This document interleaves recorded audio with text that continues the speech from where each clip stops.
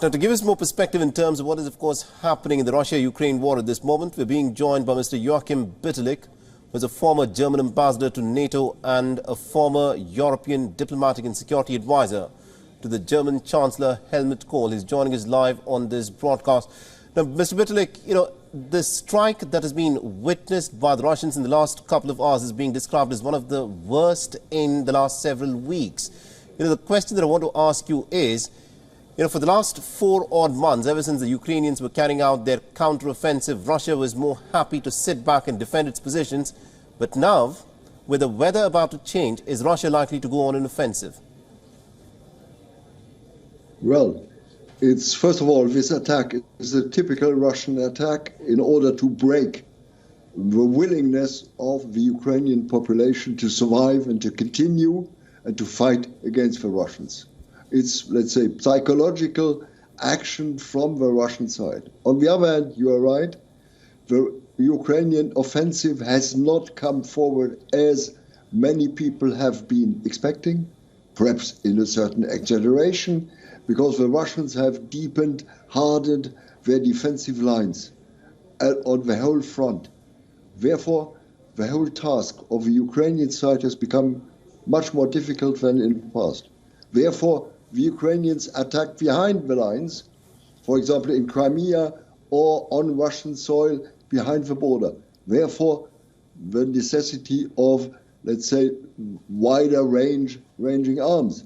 And at the same time, what's the importance where the Russians try to break is, let's say, the Ukrainians need more air defense, much more.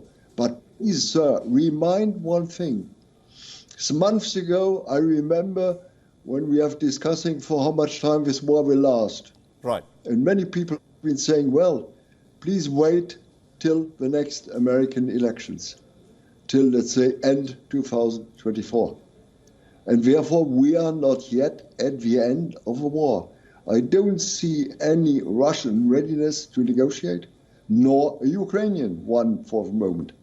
And therefore, what will be the right moment for both sides, let's say, for a face-saving action on both sides?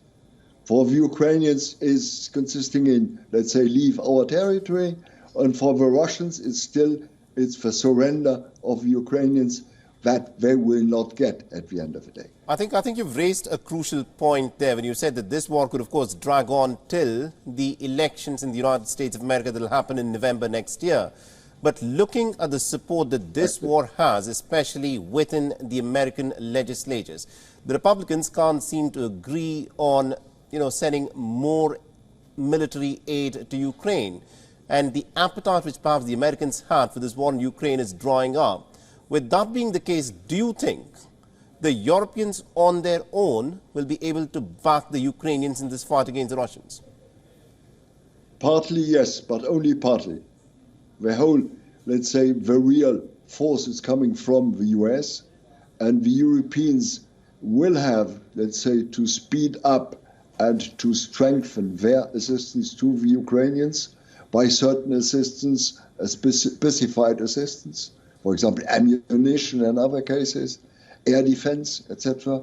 But they will not be able, let's say, to balance totally the whole assistance coming from the US. No, but I don't think that the Americans will stop it.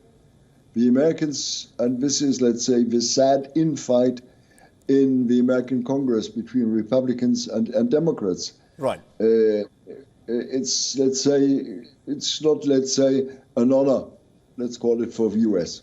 All right. In this moment. Absolutely indeed. Thank you very much indeed, Mr. Bitterlich, for joining us and getting us all those insights there.